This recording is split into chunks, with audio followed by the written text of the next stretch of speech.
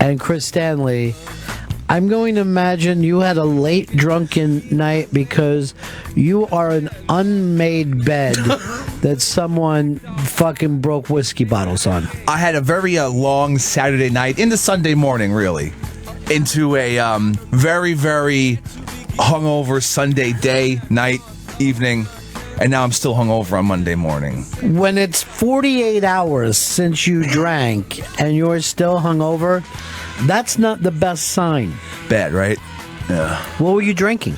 I was drinking liquor and beer together and smoking. This was on Saturday? This is on Saturday, yeah. No, this is the weirdest thing because this hadn't even dawned on me. Saturday, we all went to New York's Funniest at the Comedy Festival. I was a judge, and my team showed up to support me and be there for me. And that's when I knew. I said, look at us. We are a team. So you and Fez were sitting with Jeffrey Gurian. And Lewis tells the waiter, the serious guys there with Ron, comp everything. I don't want them to touch everything they want, whatever they want. And I see Gurian is ordering food. Oh, yeah. Fez is ordering fries and his, non-alcoholic drinks. So I'm sitting there because I'm at Judge's Row like a fucking weirdo. So I'm looking over and I'm like, oh God, Chris Stanley's going to crush these guys. And you were not drinking alcohol. I saw, it looked like you were getting H2O. I was getting some tap water. Tap, not even bottled. Why? Because I knew I was going to get really whacked later on in the evening. So I tried. Why would you plan on that? What was the plan? Was it a special occasion? It was my buddy's birthday, so we all went out to dinner and then went out to a bar afterwards. There's a large group of us, and I understand. It was hard. We went fucking hard. So you with your hard drinking buddies drinking hard. Yeah. Now, do you think everybody is still hungover today, or is that just you? I'm sure it's just me. I drink to excess at times. So you think you out-drunk those guys? Not that you're turning into the pussy of the group. No. You're saying you go hard. You are like, if you were at 30 for 30, you're the boss. All right? You're Brian and the boss. You're Chris and... You're Chris and the Stanley. Oddly enough, at 7 in the morning on Sunday, I was watching a 30 for 30 with Henry Hill fixing Boston games. I saw that one too. That was a pretty good one. From what I can remember, it was awesome. Have you seen Brian and the Boss? No, I haven't seen it. You're going to love that. Well, here's the weird thing there. So, first of all, I watch the normal CBS Sunday morning show. And that did Bush 43 had written a book about Bush 41, so Bush 43 was getting, interviewed, and he was doing his regular stuff and playing little practical jokes and all that. But then the Brian and the Boz I watched right after, and Barry Switzer of Oklahoma, who later went on to coach the Dallas Cowboys, and George W. Bush are exactly the same guy. They have the same personality, where some people just think they're the greatest guys in the world and other people don't think so at all. But their kind of personality, and I would say Texan, but, Switzer is from Oklahoma. And Bush is originally from what? Connecticut? Yeah, but, no, Maine or something, but then he was raised in Texas. I gotta watch that. I've loved the 30 for 30s. They're really good. I was loving it. I just passed out drunk watching the Henry Hill one towards the end. Fun Saturday, though. It must have been. I was headed home probably just before midnight, walking through the West Village. And as I'm going down the sidewalk, I see an incredibly drunk Chris Stanley stagger out of a bar in front of my building. I thought I had gone insane. Now, you live in Gay Bar Alley, right? Yes, it is the West Chris, Village. It's the heart of Gayville. This is a safe place? Yeah. Go ahead and tell me, dude, and I accept. I'm straight. It was a bar restaurant. It was a restaurant with a very heavy bar. All right? I'm straight. I'm not gay. And I didn't realize I was fucking drinking in front of Fez's building. which he did. You were drinking in the West Village. Yeah, I was drinking in the West Village. Yeah. Him and a bunch of guys, and this is what I saw because I'm just focusing my eyes to make sure I'm really seeing Chris Stanley. Chris Stanley, so fucked up that he was leaning on another one of the guys like it was a crutch for support. We were drinking very heavily. That sounds gay to me. I can understand how it seems like it sounds gay, but it's not. You draped yourself like a jacket over another man. In the West Village. I was a little wobbly, that's all. All right, so you're saying you saw him around midnight and he was drunk off his ass. Yeah. And you're saying you were still drinking at 7 a.m. Yeah, as I was watching the 30. Even though the party, I'm sure, you were by yourself by that point, right? Yeah. The party was long over. Well, we closed the bar out that we walked to from the restaurant. So that's 4 o'clock. That's 4 o'clock. And then went to Gray's Papaya to have some hot dogs. Jumped in the cab, hit the bodega. We kept drinking, bought a bunch of beer and kept drinking at the apartment. Wow, Chris Stanley. Oh, I put it like that. Really giving a timeline for myself, it sounds bad. Yeah, this is, none of this bothers me, except for you are not prepared to do work today, and it's Monday, and you're telling me you weren't drinking on Sunday at all. You're still hungover. Yeah. That's not the best sign. No, I mean, I don't understand why these hangovers are lasting so long. Why don't you ask Lee Marvin?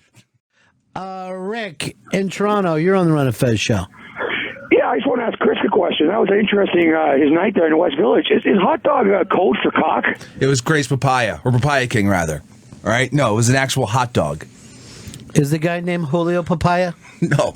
And you got his dog? Love papaya juice, though.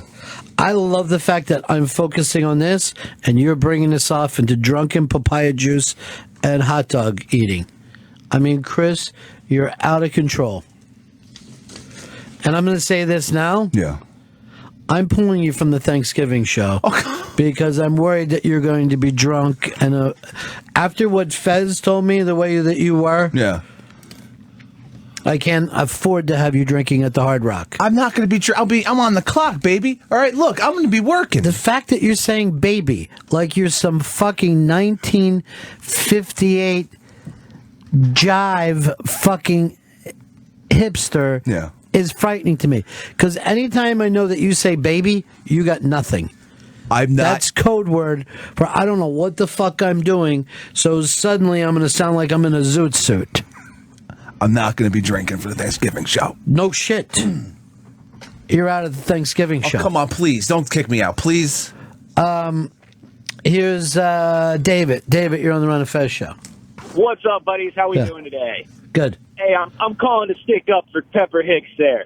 My wife and our friends, they called it a night about 1:30. I told my wife I was going to stay up and have one more beer. Fast forward to about 5:30 in the morning. I was still up drinking. The good news, our kitchen and house was spotless.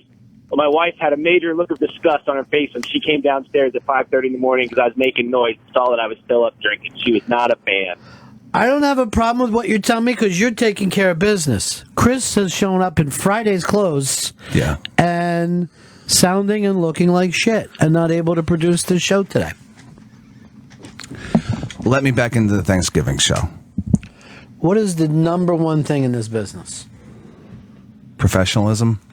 Loyalty. Loyalty above all else. You have my loyalty. You know that, right? No. Come on. I know I drank Let me check, and I'm going to do this in a very Stalin way. Okay. When you saw him drunk the other night, Fez, did he bring up my name? Says, like, I'm loyal to Ron. That never came up. That would have got you killed by Stalin. Oh, my God. Stalin would bug people, and if they weren't just talking about Stalin and about how great he was, he'd have them put to death. So they would just have to be, like, around the house. You know who's great is Stalin. They're just looking inside lamps and shit. Yeah, he is great. If you found a microphone, you just sat and worked it all the time. I thought Stalin looked younger today. Tony, Virginia, you're on the Run of Fez show. Hey, buddy. I just wanted to ask Chris, how much financially did this night cost you? Not that much. Some friends of mine are very well off, so they were paying. Yeah. So you were definitely sucking cock by the end of the night. Yeah, it sounds that way. No. Why? What else would be in it for them? Your conversation? My conversation. I've seen you drink. You don't talk to anybody. You were out with rich boys in the West Village. He's a rich boy, and he's gone too far for Chris Stanley in the ass. Oh. I'm surprised you even saw me because the whole time I talked to you, you had your eyes closed. You couldn't even open them. I remember chain smoking. All right, so you are doing well. Chain smoking cock. Cigarettes. Really? Yeah. Oh, yeah. Did one of the cigarettes come in your mouth? Unless it was I smoke have cum. so much to get to today. And I don't know whether we're just on the biggest successful run in the history of our lives. And we're doing it despite the anxiety, alcoholism, and just, I'll guess, the sadness. You know, I'm gonna chalk it up to sadness. I think I could beat the alcoholism. Chris. Yeah. To get back into the Thanksgiving show. You're not a 1,000,001 shot. It doesn't fucking happen like that. You're fucking gone right now. I got to hit sometime or another. Maybe you'll be on this. 48 hours and you've been hungover. Yeah. Hungover for 48 hours. Our team hasn't, I know we're not completely set up with our stuff. That happens. That's part of what goes on here.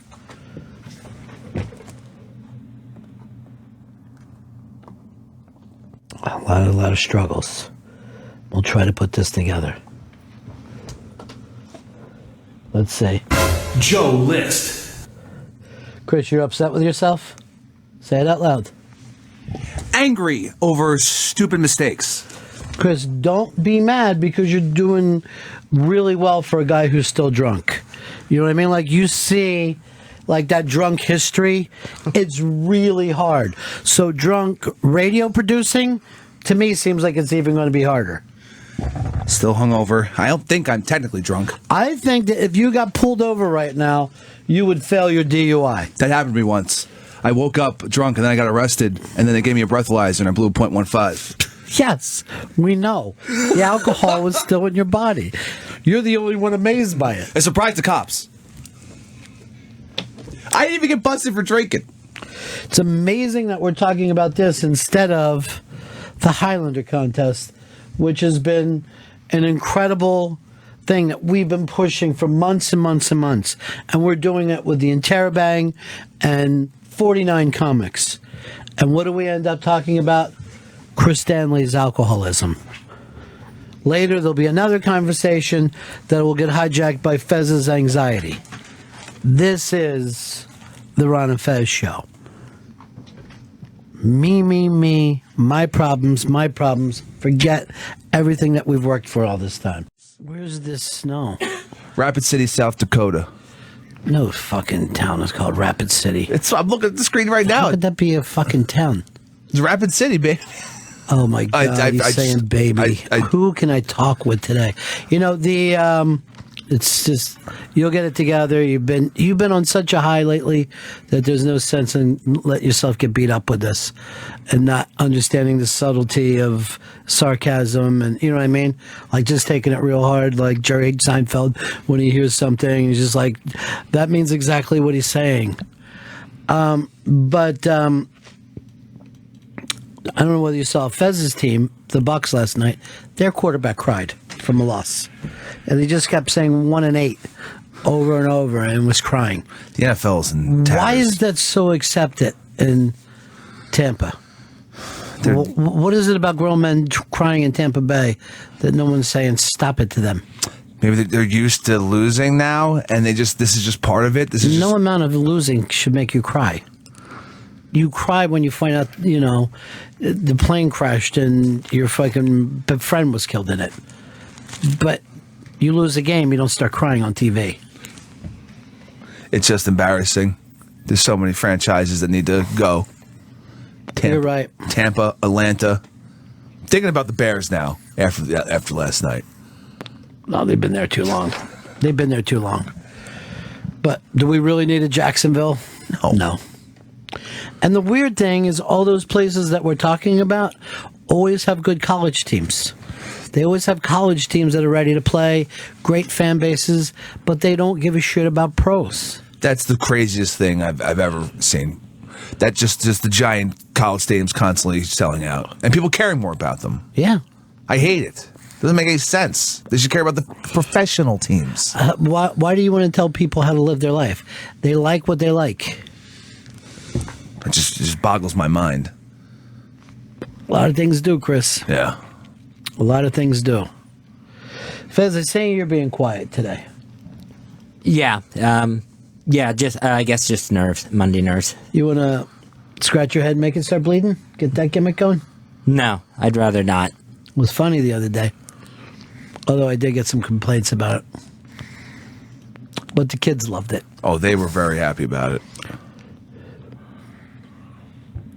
Lisa Traeger at the New York's Funniest, she said to me afterwards, I haven't been able to quit thinking about your bloody scalp. Did you feel proud? No. Boy, she was a funny kid that night, man. She had some of the funniest lines of the whole night. It was so good. Yeah. The entire lineup, just one after another, everyone was killing. You were right. And like, You're right, baby. Okay. Killing it, baby. Now I know how ridiculous that sounds to have that said to you. I'm sorry. It just means that you're not completely into it. That's all. I It's am all right. into it. You've been having the last couple of weeks. You've been amazing, dude. Thank you. Yeah, really, really good. So what? You got a hungover day. So what? Let's deal. We're gonna rally until you get better. I did not know this. Fez, you wrote something for the Interrobang? Yeah, from the show that I went to Friday night for the New York Comedy Festival. Well, let me guess. Is it about Michael Sam not having a team? not getting a set during the festival. This has nothing to do. Oh, why was Michael Sam not Kevin? So you're staying away from the gay stuff and you're getting into the comedy. Well, yeah, actually combining the two because this was my night at the Uncivil Union Comedy for Equality show in Brooklyn. Oh, of course it was. So I went there, was having a very difficult time making it to Brooklyn, to the Bell House. Because I was having panic attacks before I went. I had never been there before. I don't go to Brooklyn a lot. So I was very nervous about the whole thing. But I wanted to go so that I could mingle with other gay people. And not just other gay people, but gay comedy fans. This is the strangest review I've ever heard in my life. I've never heard a review that didn't so much focus on the acts. Like, Gil came in here and told us about the roast. And he didn't say, I had to take a shit before I got there. And that's always nerve-wracking for me because I only like to shit at home. But then I said at Starbucks, I'm like, I better shit in here or I'll end up shitting my pants. All those things could have happened, but he spared us and just talked about the acts. But your thing had to do with your anxiety getting there. Yeah, it was a review of the whole night. The train ride there, which was a nightmare. And for some reason, I was taking the F train out, and the F train didn't go all the way to the Bell House stop, even though it was supposed to. So I had to figure out another way out there, figure out the train system, and I almost turned around and came back home. And I definitely wasn't going to run. Is that what you titled this? I almost turned around and came back home? It would have been a suitable title for it. So that's it for us. You were done with your story, Fez? Well, it was a fantastic show, and I went backstage and talked to James Adomian, who headlined the night. Got a kiss on the cheek from him. Hello. That was wonderful. But I did not get the mingling with the gay crowd that I was hoping for. I got there, and I kind of got stared at like, oh, what's creepy with the mustache doing here? Even though they all didn't know each other, they came together for that one thought? Yeah, well, it was a benefit show. It was for the Ally Coalition and also New Alternatives. So some of the proceeds were going to those charities for gay homeless teens. But I bought the... did you give your coat to gay homeless teens? You were telling us that? Yeah, I took a coat out there. What kind of coat? Kind of like a heavy jacket thing. Not a long coat, but just like a heavier jacket. So if there's a gay homeless teen out there that doesn't mind wearing something a couple sizes too big, He's just hustling. they should look wonderful in it. And Cameron Esposito was on the card that night. She was fantastic. My problem was I went and bought the VIP ticket, and so it was standing. The whole audience was just standing at the Bell House. I went to the VIP section, and there was no gays there for me to talk to. Well, you're not going to talk during a comedy show. It's like talking during a movie. Yeah, well, I thought maybe I could mingle beforehand, but there was just a couple straight couples who were really into themselves. How many people were in the VIP? I would say the VIP section, there was 2 sections. I was in one with like 4 people, and the other one had like 10 people in it. They were very small, roped-off sections. And what made them VIP? Well, then you got the meet and greet afterwards with James Adomian, Cameron Esposito, and another comedian who was on there, Rhea Butcher. So you got to meet and greet the people you've already met. Yeah. But Al, you're on the Ron and Fez show. Hey, Fez, I got a question for you. Yes. Can you explain the benefit of your mustache? The callers don't like it. The guests don't like it. Now the gays don't like it. Why do you have it? You know what? I was just watching a thing on that they do like a worldwide thing on facial hair. Like they have a contest for beards and mustaches. I've seen that before. I think that thing runs pretty gay from the people I saw being interviewed. Yeah, there's a whole culture around it. There was a TV show about it called Whisker Wars. Whisker Wars. She like this guy. Like that kind of guy, dude looks like Fez. Yeah. And Robin Williams. But he has like an octopus on his face made out of hair that's growing out of his face. I've gotten compliments on my big mustache. It's mostly from Middle Eastern men. I've heard a lot of people give compliments. All right, so in your review, the only thing that you've said that actually was a review was the show was fantastic. And everything else was about you and meeting gays and having panic attacks. Yeah, it was the trip out there, which was nightmarish. And I couldn't take a car service because I did not want to ride over a bridge. And 2020 hindsight, I found out that night that a boat ran into the Brooklyn Bridge and it was closed. So I was smart in that respect of not going over that. Why, were the people knocked to the river and killed? No one was killed. So nothing would have happened. And they said the bridge was fine, but they just had to close it to check it. Yeah, let's take it to Williamsburg then. Clayton in PA. Hello. Yeah. Yeah, I want to talk to Pepper. I know he's still running these unmasked. I've applied for tickets for every unmasked for 18 months now. I get nothing. I asked for 1 ticket. I asked for 2 tickets. I follow the instructions down the T. I send some fucking emails. I'm getting nothing. Whose dick do I got to suck to get some fucking tickets? Well, it's... I would think if you really did it over 18 months, you would have definitely won, because I know we're always saying try to spread it around as much as you can, Chris. I do. So I don't know what you're saying. I don't know, bruh. I think you're lying. I'm not lying. If you've requested every single time, I would at least know who you are. What's your Twitter name? CZeller54. You should know who I am, bruh. Jesus, I don't know how you're catching on to win stuff. All right, now I just went to your thing. It says that your tweets are protected. Tweets are protected from... No way. Should be wide open. I'm telling you what it says here. It says it on yours too? Yeah, I'm looking. I have it up right here. So if your tweets are protected... Do I gotta change that? Do I got to fix that? I didn't even know they were protected. Yeah, you can't even get... you can't get tweeted. Oh, I'm fucking heartbroken right now. This is ridiculous. I feel so stupid. All right. Well, make sure you fix that and send another one in, all right?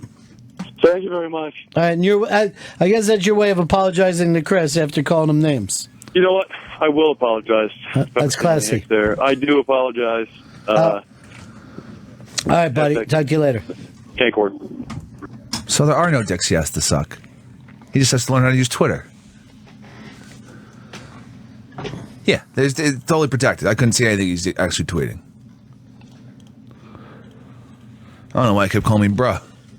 It was weird. Because you know how you're like the California guy of our show, and you're always like surfing, calling people bra, and talking about the fucking sets coming in. Sup, bruh? You know, he says baby instead. Bob in Illinois, you're on the Run Fez show. Hey, Faz. Yes. What you should have done for that show, you should have bought 2 tickets to the VIP section. Show up a little early and spy in some young gay guy. Say, hey, you want to come to the VIP section and watch the show? And the meet and greet after? Boom. Then you got somebody to talk to. That makes total sense. I should have thought of that instead of just looking for a cold teen who would have needed my jacket that I brought to donate. Oh, shit. So for you, it felt like a disappointing night. Yeah, I mean, Jim Gaffigan was there, and that was really cool that he took the time out of the entire New York Comedy Festival to do the gay show. And Reggie Watts, fantastic. I didn't even know either one of those guys was gay. No, they're not, but they did the Uncivil Union show anyway, but I didn't what talk... You're saying there's not enough gay guys out there to pull together their own show? They got to go to Gaffigan and Watts? Well, I think it was they had the opportunity to get him, so they put him on the bill. Well, you're saying big draw there, right? But the gay guys aren't. They actually bumped gay performers For some straights. Yeah. I'm just trying to. I don't mean any of those things, Fez. I'm just trying to join in a conversation with you. Now, Rorschach says this is a recurring theme. When Fez tries to mingle with the gay community, they collectively reject him. That's how I felt. And everybody was there in a big group. You know, they came with friends and stuff. And it's really hard to try to infiltrate a group. Well, Fez, you have to remember, this is just the beginning of summer camp. So maybe as the summer goes along and we do kickball and canoe races and stuff, you'll meet somebody. And remember, it only takes one friend a summer. Get to know each other. So I just didn't see anyone. And then I had like this thing of thinking, all right, I'll go backstage. I'll talk to Cameron. I'll talk to James Adomian. And maybe there's some sort of gay after party going on. No, that didn't happen either. A gafter party. So they were glad to see me, but then it was just time to try to figure out my way back to Manhattan. So you thought because they were glad to see you, they were going to say, why don't you stay with us and we'll have a gay party? Yeah, I get some of those fantasies running quickly in my head. Oh, poor Fez. But did not happen. This is the first day I've ever seen you feel sorry for yourself. Normally you're cool with everything. So it's that hard for you just to get somewhere, huh? Yeah, this was like really difficult. And I thought I had it mapped out. Was it difficult for you to get to Caroline's the other day? It was difficult in just like I waited till I found Chris to go in. Found another gay guy to go in with. Straight. Right. I'm straight. Chris, why didn't you take him to that party you were going to that night? I didn't even think of it. I had to get home. Were you embarrassed at him in front of your cool hipster friends? Well, there was a situation of you guys go on ahead. I'll catch up to you. Oh. I did not get introduced to anyone. Oh, shit. I was hammered. There was like 12 people there. Why wouldn't you just said, hey, everybody, this is Fez. And then he actually... My lover boss. No. That's the worst part. And then he actually said to me, he goes, yeah, I got to go. We're heading down to this other bar. So I didn't... Instead of come on to the other bar with us? Yeah. Would you have went? I would have totally gone.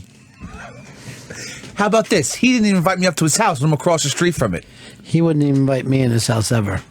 He let me stand outside in the snow one day before he invited me on. The house is a disaster. I was a disaster that night. You think I would have fucking noticed? So you're embarrassed of your house, the way you keep your home, and Chris, you're embarrassed of Fez. Well, also Fez doesn't drink, so I mean, it would have just been strange, you know, because He we're could all have a fucking club soda with you. He could have been like the club soda Kenny of your group. I wouldn't have hung out till 7 a.m. with the rest of you still drinking back at the house. You gotta be in or out when you come to drink. Why don't you wait for one of those young twinks to pass out, and then you fucking pounce. Want me to be a cock wrangler for you, Fez? He wouldn't even tell me the name of the bar they were headed to so that I couldn't follow. I couldn't tell you what bar I was at. I honestly don't know the name of the bar. I was somewhere in that neighborhood. You knew how to get your drunk ass there, though, didn't you? Yeah, I did. All right, if you were sober, would you invite a Fez? And going to a bar? No, because it's a bar. I don't think he would want to have a fucking drink. If I was with any of my fucking friends, Fez, I wouldn't have invited you in either. Mm-hmm. But not because you're gay or your mustache or anything. Just that you're so stupid, and they would be talking above your head. And then I would be afraid that your stupidity would reflect back on me. Well, that makes me feel better. You're welcome. I'm not going to be like Chris and make up excuses. What excuses? Exactly. It was a whirlwind night. It sounds like you couldn't been moving any slower. Why? I went from a restaurant to a bar to a hot dog stand. Back to Queens. To a rehab. You were hanging on your buddy, and then once they walked away, you were like using the railings along the different businesses on that Jesus. street. That's what they're there for. They're railings to fucking help people stand Handicapped up. people. Not a fucking healthy 31-year-old boy. I had a self-imposed handicap for the evening. Brain damage. Yeah. But you love the night, right? It's just the receipt, the fucking hangover receipt is killing you. Yeah, it's awful. David in Texas, you're on the Ron and Fez show. Hey, Ronnie. Yeah. Chris, why don't you tell us the real reason you didn't take Fez with you that night? What would be the real reason? I already said so. Now, we all know that once you're a little bit inebriated, your judgment goes down, and you might be afraid of the little romantic rendezvous that could happen. It's really probably true. It's definitely not true. All right, I'm not. Yeah, it seems to be. I'm not. I've hung out with Fez when I've been drunk plenty of times, and nothing's ever happened. Yeah, but never around your friends. You know what I mean? It's a good point. Did that make you feel bad that he was embarrassed to you? It made me feel really, really bad. And I didn't know he had so many friends. I mean, there was a big group of these people. All of us have friends, but you. It was a dirty dozen. Yeah. But see, here's the thing. Now that you feel embarrassed from that, how about changing into somebody less embarrassing? Well, I wasn't doing anything embarrassing that night. I was just walking home. Well, one of my buddies, after we walked away, was like, Who's that guy with the mustache? What was up with that mustache? They were very weirded out by it. They're like, why is it so discolored? What's he doing with that thing? It was a cum catcher. That's what I told him. Point that out. That's what I told him. Steve, Strong Island. Hi, Ron. That little clip you just played about Monster Energy drinks, I didn't know there were Christian potheads in the world that analyzed everything, so it made it look like the devil was everywhere. I remember when potheads would always fucking go over albums with you and bring shit up, and then Bruce Lee's death would always play a fucking thing with this one guy. Who you know, It ninjas always assassinated. disseminates into conspiracy. Whenever somebody that's on the edge gets high, it's always a conspiracy here or a conspiracy there. Meanwhile, they can't see the fucking thing right in front of their face that's fucking them in the ass. Yeah. Meantime, their fucking front door's left open, just fucking shaking back and forth in the wind, and they're bringing up the CIA.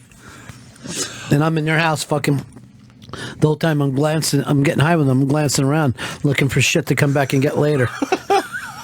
Well, that isn't fucking tied down in the wall, anything, is it? Yeah. I'm going to take a piss and then go quickly into your mother's room and take a look around to see if there's any fucking jewelry. You know what the jewelry box is? I like she made up charts. Like she has the whole thing set up and it's really badly taped to a piece of black cardboard. It's off. It's like a fucking science experiment from a 6-year-old. She's buying plenty of Monster drink just to promote this. She's helping the sales. And promoting that they have hats and t-shirts as well. Well, she's letting them know they're grabbing our children. And affecting MILFs negatively, I guess. She does kind of got me that does look like a claw, an upside-down cross, a 666. I never noticed the BFC, the big can. Big fucking can. Yeah. Big fucking milk can. So those MILFs love that big fucking can. They like to get it in the big fucking can. Randy, you're on the Run of Fez show. Hey, I've got a question for Fez. Go ahead. If you managed to seduce a young homeless teenage boy with your jacket and he loved your mustache and begged you to take his virginity and his yours, would you take him to your house? No, I would probably, if I was going to go all the way with him, I'd probably like try to get a hotel in Brooklyn. But what if like you were across the street, your house is right there, and this is your one shot? And not if it's a hoarder's mess that it is right now. No. Why are you hoarding?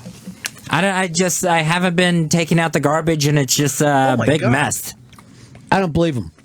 I think he's lying. Like you're living in garbage. I think he's lying because he doesn't want us to have him in his house. Remember, when Fez admits something, it only means that he's covering something else up. There's no way you live in garbage. I know your personality. You don't. There's something in that fucking apartment that you're embarrassed about. And how many years in a row did he say he was moving to Brooklyn and he never does? It's 3. At least 3.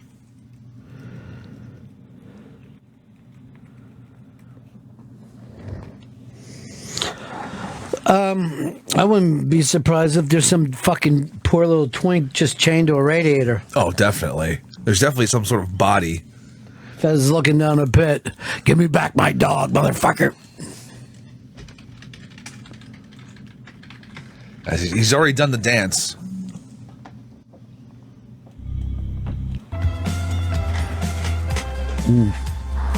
He's fucking nasty. Q Lazarus in the house. Great fucking name. You like my mustache? I'd fuck my mustache.